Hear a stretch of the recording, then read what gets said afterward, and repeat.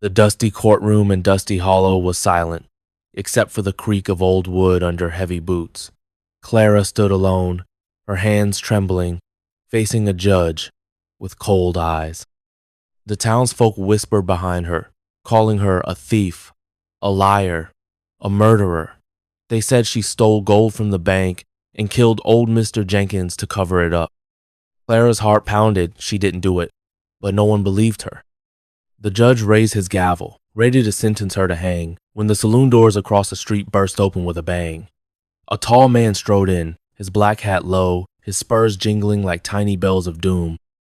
It was Silas Kane, the most feared gunslinger in the West, known for shooting men dead before they could blink. The crowd gasped as he pushed through, his icy blue eyes locking onto Clara. "She's my wife," he growled, his voice cutting through the room like a knife. Everyone froze. Clara's jaw dropped. She'd never seen this man before in her life. Why was he lying? The judge stammered, the gavel hovering in the air. Silas's hand rested on his gun, daring anyone to challenge him. The room felt like it might explode with tension. Who was this man? And why was he saving her? Or was he? Cliffhanger, as Silas stared down the judge, a woman in the crowd screamed, "That's no wife. She's a stranger to him." The judge's eyes narrowed, and he demanded, "Prove she's your wife, Kane, or you'll hang beside her." The courtroom buzzed with whispers as the judge's demand echoed.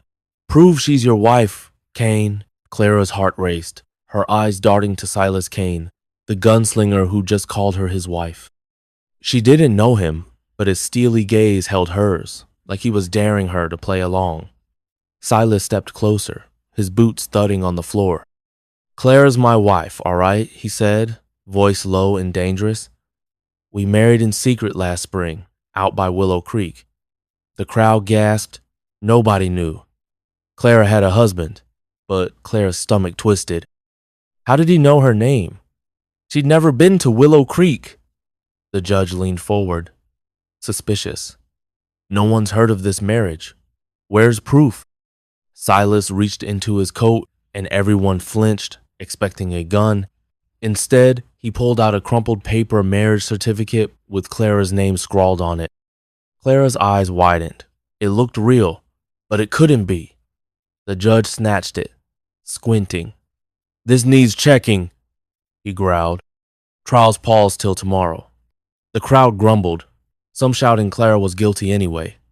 Silas took Clara's arm, guiding her out, his grip firm but not cruel. Outside, the sun burned hot, and Clara whispered, "Who are you? Why are you helping me?" Silas's eyes darkened. "Not here," he muttered, glancing at the townsfolk glaring nearby. Back in her cell, Clara's mind spun. Was Silas saving her or using her for some plan? That night, she heard a noise. Someone was picking the lock. A shadowy figure slipped in, whispering, "Clara, we gotta run." It wasn't Silas, it was a boy from town, Tommy, who believed she was innocent. But before she could answer, footsteps thundered outside. Cliffhanger.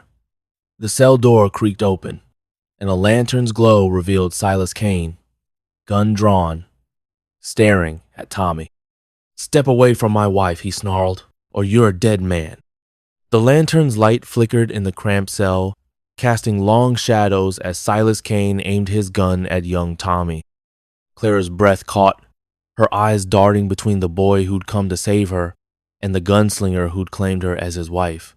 "Silas, wait!" she cried, stepping in front of Tommy. "He's just a kid, trying to help me." Silas's jaw tightened, his icy gaze shifting from Tommy to Clara. For a moment, she thought he'd shoot anyway. Then, slowly, he lowered the gun. "Talk fast, boy," he growled. Tommy stammered, "I know Clara's innocent. I saw the real thief, Mr. Baxter, the banker hiding gold in his barn." Clara's heart leaped. "Proof she didn't steal." But Silas's face darkened. "Baxter's dangerous," he said. "You're poking a hornet's nest, kid." He glanced at Clara, his expression unreadable. "Get out, Tommy, I'll handle this." Tommy hesitated, then scurried off into the night. Alone with Silas, Clara whispered, "Why are you really here? That certificate's fake, isn't it?" Silas leaned close, his voice low. "Someone wants you dead, Clara. I'm your only chance to live." Her stomach churned. Who wanted her gone? And why was Silas risking his life for her? The next morning, the town buzzed as Clara and Silas returned to court. The judge held the certificate, frowning. "It checks out," he said grudgingly. The crowd murmured, but Baxter, the banker, stood up, red-faced. "She's still a murderer," he shouted. Clara's blood ran cold. Baxter was trying to bury her. Silas's hand twitched toward his gun, but he stayed calm. As the trial resumed, Clara noticed a stranger in the back, watching her with a cruel smile. Cliffhanger. That night, a note slipped under Clara's cell door. It read, "Silas Kane's lying. He's not your savior, he's your executioner." A loud crash outside made her jump, and gunfire erupted in the street. Gunshots cracked through the night, and Clara clutched the mysterious note in her trembling hands. "Silas Kane's lying. He's not your savior, he's your executioner."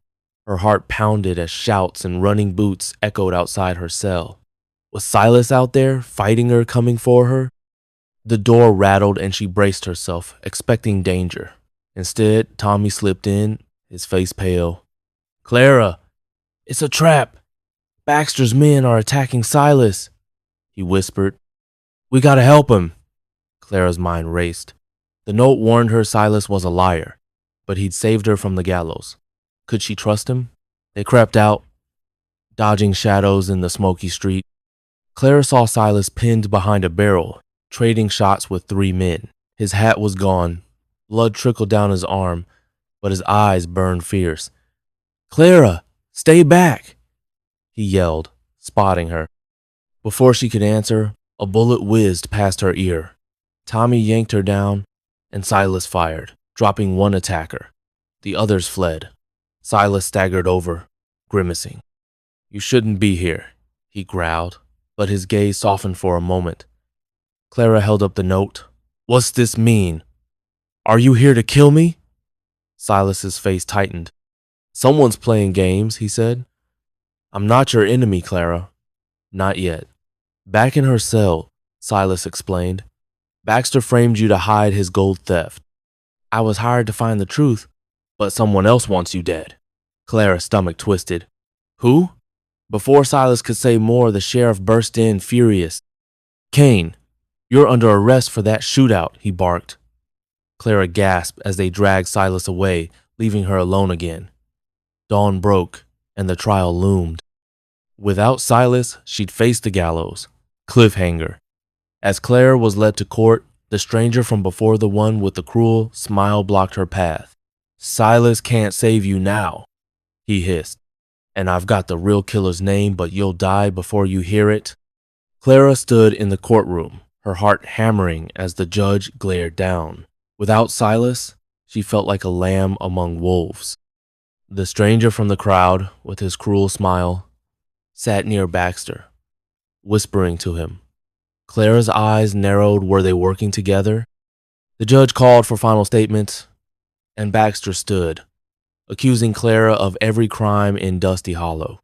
The crowd roared for her to hang. Clara's knees shook, but she shouted, "I'm innocent. Baxter's the thief." The judge scoffed, ready to sentence her. Suddenly, the door slammed open. Silas Kane, bruised and handcuffed, was dragged in by the sheriff. "Let her speak," he growled. The sheriff hesitated, then nodded. Silas turned to Clara. "Tell him about the note." Clara held it up, reading aloud. "Silas is your executioner." The crowd gasped, but Silas laughed bitterly. "That's Baxter's trick," he said. "He hired me to find the gold, then framed Clara to cover his tracks. That stranger's his brother, Carl Jenkins' real killer." The stranger Carl bolted for the door, but Tommy, hiding nearby, tripped him. The sheriff tackled Carl, who screamed, "Baxter made me do it!" Baxter lunged for a gun, but Silas broke free, drawing faster. "Don't," Silas warned.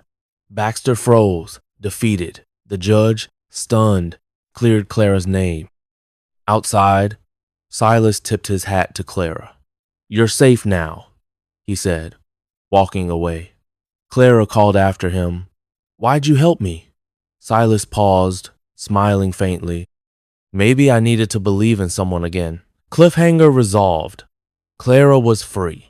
Baxter and Carl faced justice, and Silas's true motivia flicker of redemption left her wondering if their paths would cross again. The town cheered, but Clara knew her story was just beginning. This concludes the story as requested. Let me know if you like further adjustments or additional content.